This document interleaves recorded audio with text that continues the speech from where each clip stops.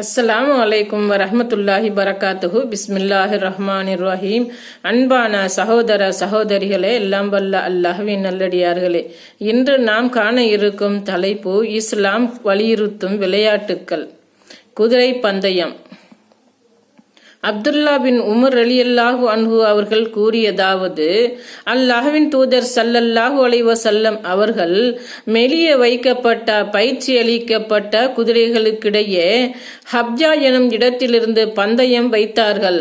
அவற்றின் பந்தய எல்லை சனியத்துல் வதா என்னும் மலை குன்றாகும்.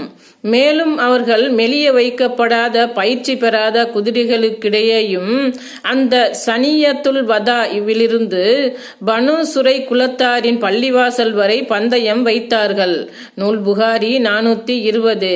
நபி ஸல்லல்லாஹு அலைஹி வஸல்லம் அவர்கள் சனியத்துல் விதா என்ற இடத்திலிருந்து